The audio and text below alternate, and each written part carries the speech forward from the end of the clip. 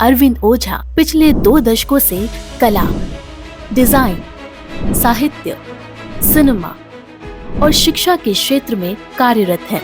2023 में G20 summit के दौरान इनकी लघु फिल्म का विशेष प्रदर्शन किया गया।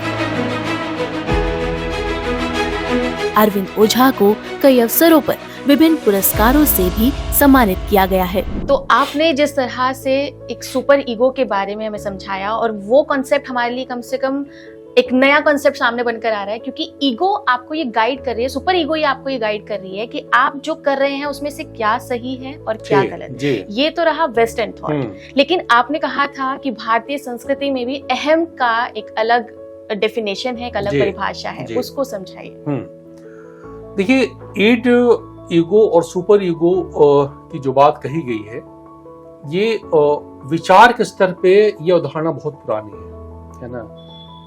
फ्रायड ने इसको अभी ढूंढा 20वीं शताब्दी में, लेकिन हमारे यहाँ ये बहुत पहले से अलग अलग संदर्भों में इसको रखा गया है। भारतीय दृष्टि क्या कहती है अहंकार को, कि अहम के बिना इस जीवन में कोई क्रिया संभव नहीं है। अहम is the most essential element of any personality। यानी कि हाँ, तो हम बिल्कुल पॉजिटिव देख रहे हैं कि अहम का होना एक मनुष्य में बहुत जरूरी है। तो उन्होंने कहा, हमारी भारतीय संस्कृति ये कहती है, अहम को शिव और शक्ति का रूप मानती है।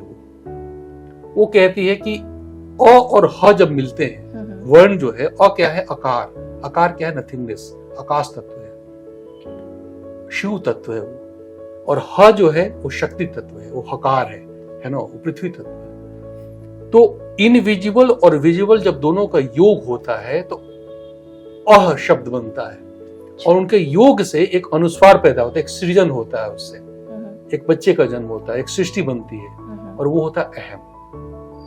तो वो कहता है कि कोई भी क्रिया के लिए अहम होना जरूरी है। अगर अहम नहीं होगा, अहम का मतलब आपका होना, आपका अस्तित्व। हम थोड़े और डीपर मीनिंग में चले गए। तो उन्होंने कहा अहम का अर्थ है हमारा अस्तित्व, हमारी एग्जिस्टेंस। तो अहम तो the most important creative element है पर्सनालिटी का। अहम जो कार्य करता है तो अहंकार कहलाता है। अच्छा। अहम आपका होना है, और जब अहम मैनिफेस्ट करता है अपने को, तो वो अहंकार बन जाता है।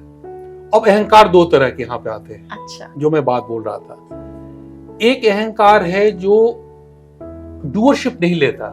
वो कहता है कि मैं इस जीवन में आया, मेरे पास कुछ अपॉर्चुनिटीज आई, मैं कर रहा हूं, मैं 101% इन्वॉल्व होकर अपनी जो ड्यूटी है उसको कर रहा हूं, but I am not the doer.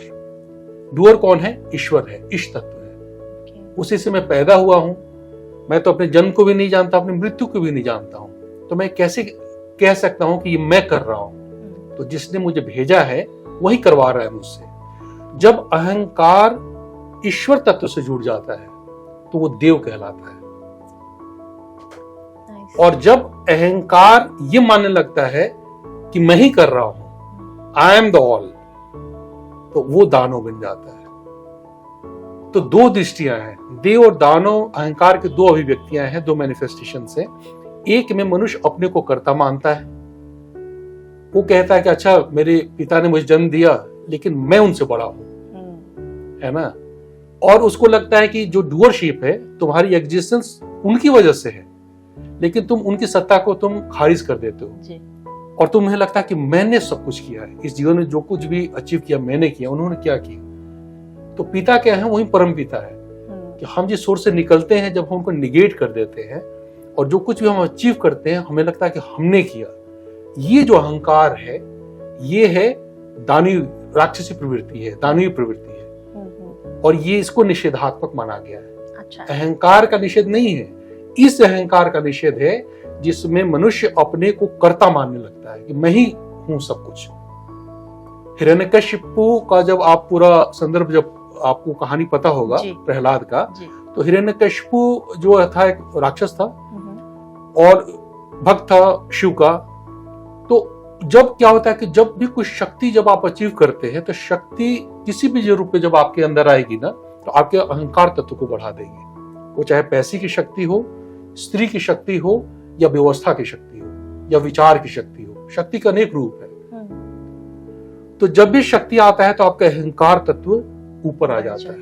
अब अहंकार तत्व में आप क्या संस्कार हैं, जीवन को देखने की दृष्टि क्या है, क्या जीवन को आप एक यूनिट मानते हैं तो आप अकर्ता भाव में चले जाएंगे, जो गीता में कृष्ण कह रहे हैं कि तुम करो, लेकिन तुम अपने को कर्ता मत समझना, मैं हूं कर्ता, तुम सब कुछ मुझे दे दो और करो, कि तुम्हारे हाथ में सिर्फ कर्म है, तुम कर्ता नहीं हो, तुम हो ही नहीं सकते, तुम्हें ज्ञान ही नहीं है, तुम हो कौन।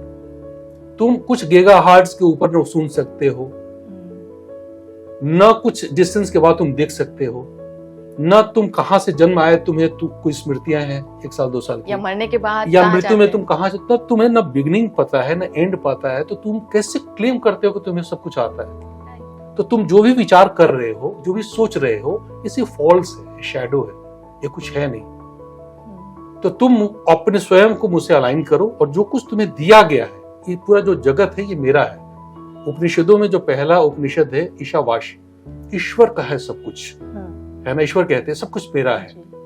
तो तुम यहाँ कुछ भी मत, बहुत लोग आए जिन्होंने अपने अहंकार की अभिव्यक्तियां की सिकंदर के रूप में, और अनेकों राजा हुए, अनेकों लोग, हिरण्यकशिपु का मैं संदर्भ दे रहा था, तो उन्होंने, उसने प्रहलाद जो उनके बेटे थे, विष्णु के भक्त थे, उनको बोला कि तुम किसकी पूजा कर रहे हो? बोला विष्णु कुछ भी नहीं, मैं हूं सब कुछ, मैं सर्वशक्तिशाली हूं। रावण इतना बड़ा विद्वान, लेकिन विद्या की जो शक्ति थी उसके अहंकार तत्व को उससे बढ़ा दिया। तो जब भी शक्ति का स्वरूप आपके अंदर आएगा तो अहंकार तत्व बढ़ेगा, वो मूल जो स्रोत है उसे डिस्कनेक्ट हो जाएगा।